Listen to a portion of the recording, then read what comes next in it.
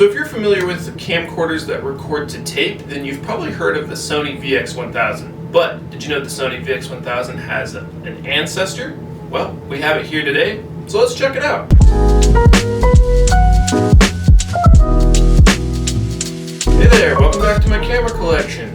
In today's video, we're going to be checking out the Sony CCD-VX3. We'll be looking at the specs on this camera, then we'll go around and look at the physical features of it, and at the end of the video, I will show you a little bit of example footage that comes from this camcorder. So that being said, let's get into today's video. So yes, this is the ancestor to the Sony VX1000. It was the Sony VX1000 before the Sony VX1000. Now, you might notice that it's a very similar color to the Sony VX1000, kind of the same shape, if you will. This camera was released in 1992, and it records to high 8 tapes. So it's not a digital 8, it's a high 8. So that means that this camcorder has no form of firewire on it. You only have S-video or your RCA component cables. Now this camera has a 3 CCD sensor in it. It is a 1/3 of an inch 3 CCD sensor. And these cameras are actually pretty rare,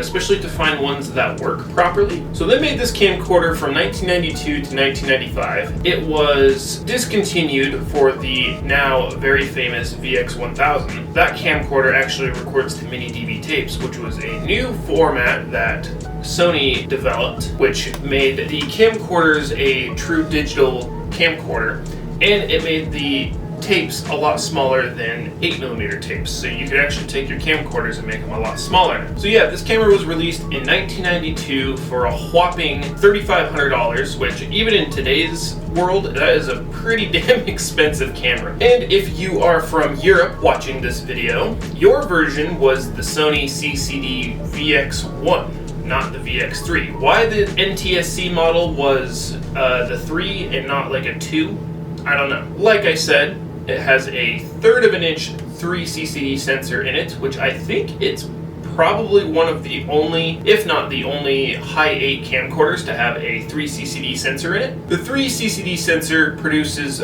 410,000 pixels and a horizontal resolution better than 530 lines. It's got stereo audio on it, so no more of that crappy mono audio. Now in 1992, most camcorders, or all camcorders, never really had image stabilization, so this camera has no image stabilization whatsoever. And it has a black and white viewfinder, so it's a lot of cameras at this time didn't have colored viewfinders. Another thing that I haven't seen on a camera this old is a built-in ND filter, or a neutral density filter. A lot of more modern professional camcorders have neutral density filters, and you can usually choose between like 1 through 3 darknesses on it, and this one just has 1. But I mean, that's still a great feature on it because this camera is more than 30 years old. I mean, it's 31 years old, I think, now. And another thing that makes it more professional is it has a zebra effect, so you can actually monitor and set your exposure to where it needs to be or where you actually want it. So I think that's actually a great thing that is in this camera, especially again because it's such an old camera. I haven't seen a camera this old with a zebra effect inside of it along with an ND filter. So I couldn't find a lot of specifications on this camera. There was mostly just a lot of websites that I could find that were just trying to sell these. There was a little bit of information on Wikipedia. I couldn't find anything on Sony's website. I had to go off of some other YouTube videos that I found and what other people said out there. Yeah, that's pretty much it for the specs that I can tell you, at least like the internal specs, but we'll go ahead and go around the camera and show you the physical features on it. So let's start at the front like we always do, shall we? It has a 52mm lens thread diameter on it, so if you want to run a fisheye, wide angle, some form of a filter on it, that's the size that you'll need. You can find 52mm fisheyes for it, so if you do get one of these cameras that is in good working condition, it's the same size as like a VX1000 fisheye. It's 52mm, and you can find Optica fisheyes that are that size and be able to run it on here. The aperture on the lens is an f5.5, so doesn't do great in low light, and it doesn't have a super great depth of field, when you're zoomed in or zoomed out. And it does have a 12 times optical zoom on it. It does not have a digital zoom. On the front here, you do got two rings here. One is your focus ring, and then one is actually a zoom ring, which it has a little knob on the side for you to actually grab onto and be able to maneuver it. Kind of reminds me of VHS cameras from back in the day. A lot of them had kind of a, you could manually zoom them, but they always had this little knob sticking out on the side so you could grab it and be able to maneuver it however you wanted. So that's actually kind of nice. I like that. Just behind the zoom ring, you have your manual focus switch, so you can switch it between auto and manual. And when you're in manual, you can push it all the way to the right, and it'll spring back to the middle, and that will it'll go to autofocus for a quick second, kind of refocus itself, and then you'll be back into manual focus. Below that, you do have a fader button, so you can cycle through all the different kinds of fade in and fade outs. And then just to the right of that, you do have the switch, which is your auto and your manual functions. So auto, it'll have all of the settings on the camera automatic, so like your white balance, your exposure, the iris, the gain, the shutter speed, all that kind of stuff, it will be all automatic. But you can switch it to manual mode, and then that's when you can access all of the manual features of it and dial it in just how you want it. There is a hold section on it, which is kind of like it saves the presets of it. So you can go to you can put it into manual mode and then set all of your presets. So like you can set the white balance, you can set the gain, you can set the shutter speed, the iris, all that kind of stuff exactly how you want it, and then you can switch it to hold, and it'll hold all of those settings to what you have them set. And then if you turn the camera off and turn it back on when you are ready to start filming again, all of those presets will be saved as they were once you set them. So that's what the hold section does. Coming to the right of that, you have your counter time code, your counter reset, so you can reset all the time and all that. And then zero the memory, so you can zero all of that out. Below that, you have this little wheel here, and that's how you can control your manual settings. So if you want to change the exposure up or down, or the gain up and down, white balance, and all that kind of stuff, that's what that little wheel's for. Now most of them, they push in like a button, but this one doesn't. It's just a wheel. And then where the tape compartment is, it's on the left side of the camera. You also have a screen here letting you know how far along you are on the tape, along with your battery information. But below the screen, you do have all of your manual buttons here. So you have your program button, which is how you can choose like sports and nighttime and like sand and snow and all that kind of stuff like that. Then you can choose your manual iris. You have your shutter speed, so that's how fast the frame rate is. You got your gain, kind of works with the exposure on it, and then you have your white balance. You also have your manual setting for that, which is the button to the right of the white balance button. You have your date and time buttons here, and then an index mark. You also have a Title 1 and a Title 2. You also have a memory button and a color mode. So I assume that the memory button works with the color mode. I haven't been able to figure out what the color mode actually does because it's a black and white viewfinder. But I assume that you can probably save it and then hit memory and it'll go back to the color mode that you have saved. And then just below that, you have your battery release switch here. You just push it to the left and slide the battery to the left as well, and it pops out. And you can really use any kind of VHS-C/Video 8 battery for it.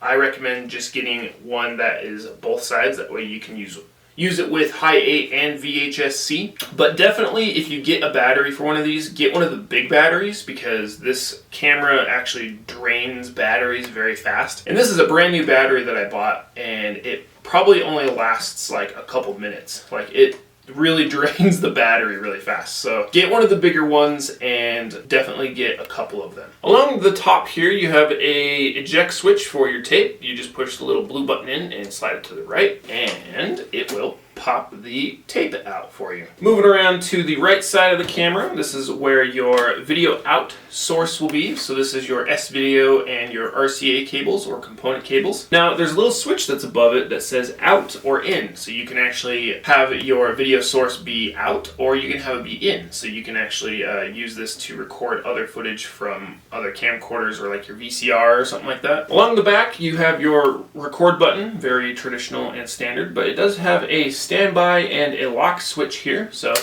you can switch it so you don't accidentally start recording, but it does turn the camera off when you do that.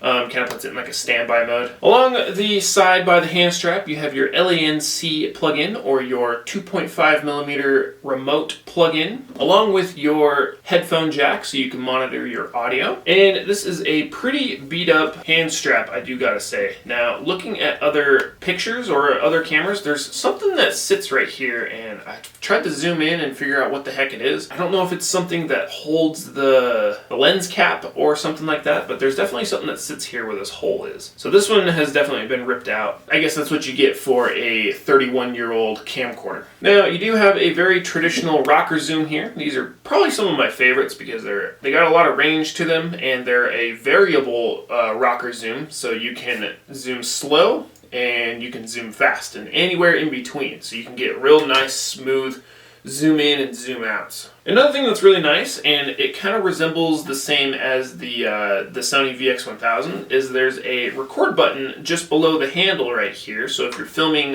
skateboarding and you got like a fisheye, you can push the record button here instead of the one that's on the back of the camera and be able to hold the camera down low or handheld from the handle up here.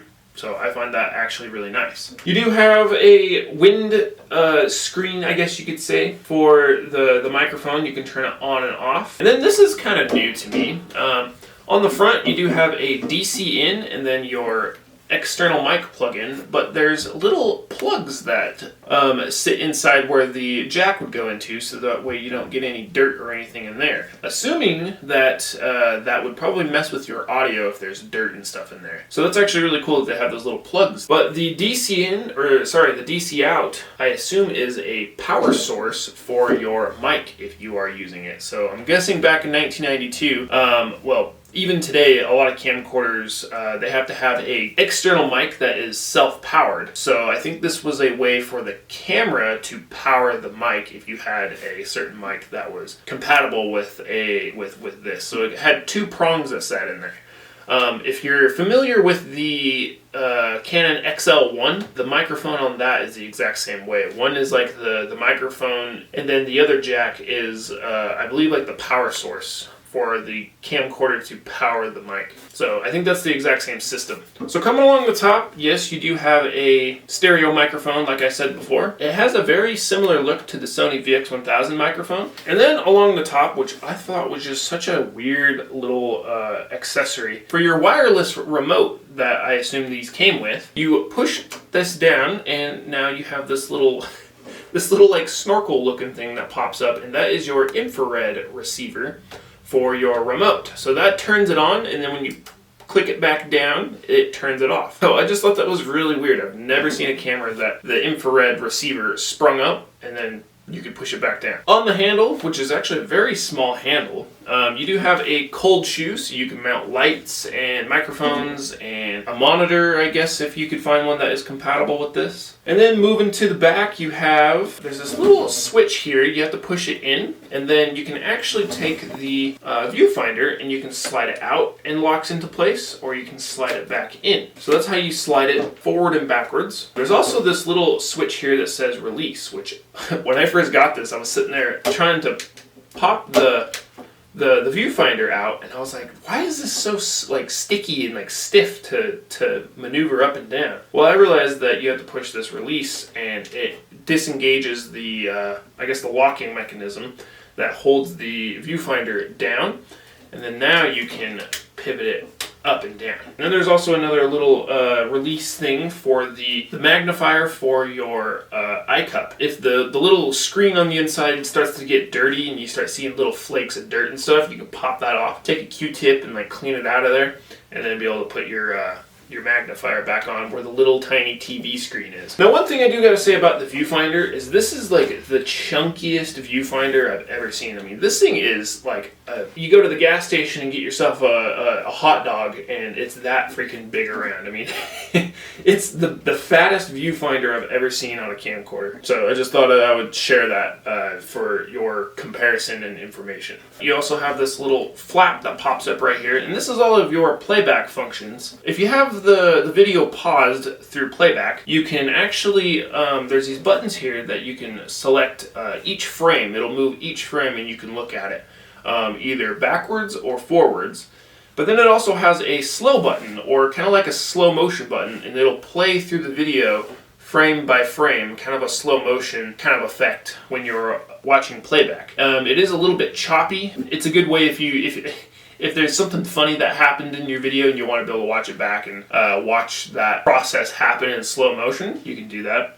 There's also, you can turn the display on and off, so like the battery information and how far along you are on the tape and all that kind of stuff. You have your menu button up here, so you can go into the menu and select things in the menu and all that kind of stuff. And then you have a left, right, and down arrow, along with an execute button or an OK button, to be able to select things in the menu. And then obviously all of your playback functions down here, which is all of the black ones here. And then you have your record function, so that is if you have a video source in instead of a video source out, you can record things to the tape, say like something from your VCR, or back in the day if you had cable TV, you could record things from that onto the tape here. And then it also has your edit search, so if you want to be able to retake a video or retake a clip, you can rewind that or fast forward it and retake your video, or if you just want to be able to quickly rewatch your clip that you just recorded, you can use it that way as well. And then you have your power switch up here, which in the middle is off, to the left or forward is camera or record mode, backwards or to the right is VTR mode or playback mode,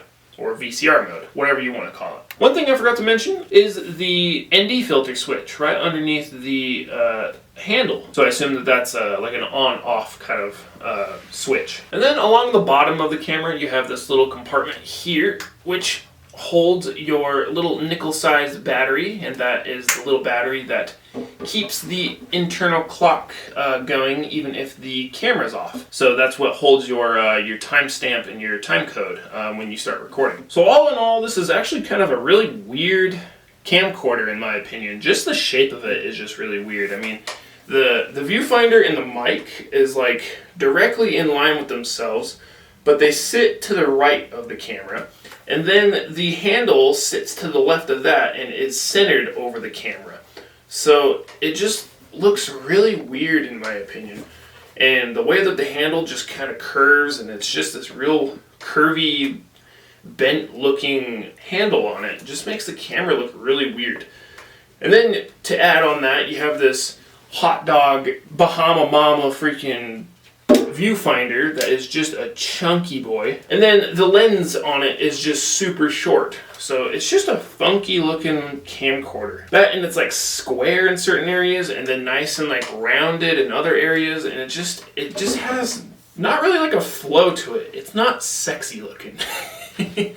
Like if you want to look at, like, compare it to like the Canon GL1, like it's proportionate, it's square, but like the roundness areas like make sense. The roundness and square areas of this just don't make any sense. The handle on this is very square and it makes sense. But the way that like this thing just like, it's real skinny here and then it tapers real fat, and then like drops down and just goes to the right and then ends up at this microphone with this submarine little snorkel looking thing. I don't know, it's just a really goofy looking camera. If you own one of these cameras, what do you think of it? Do you think it's a goofy looking camera? They're very popular within camera collectors.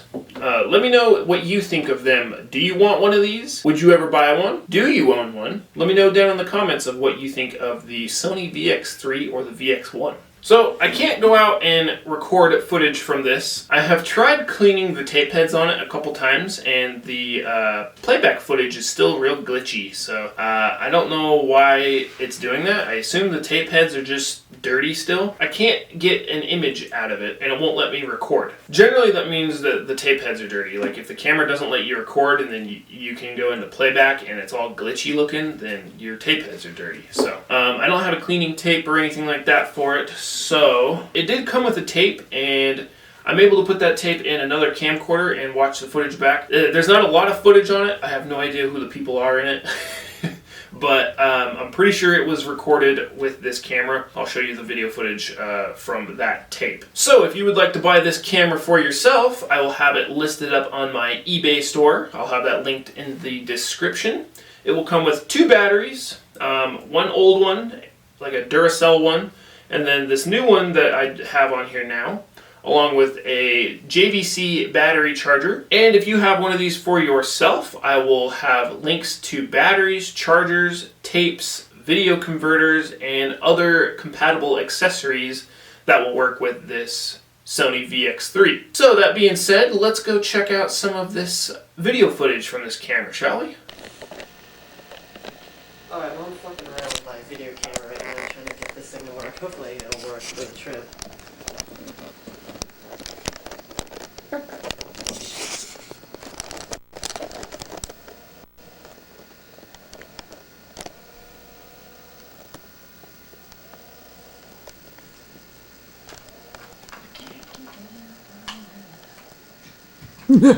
Try this battery again. Say hi. The girl's gone wild, Hi. How are you, honey? You're not naked. No. Alright, now I'm recording. I wasn't before. Oh, you Sorry, weren't recording? I thought I was. I didn't see the clicker. That's Okay. There we go. Now we yeah. are. Now it's recording. I can see. Took me a minute, and then I can zoom in. And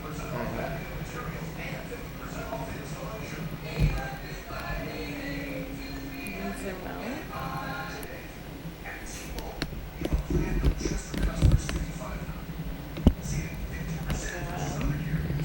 Are you on my package? So I hope you enjoyed this video. If you did, make sure you like it. And if you like the content, make sure you subscribe, because we talk about old school retro camcorders almost on a weekly basis. And on that note, we'll see you in the next video. Have a good one.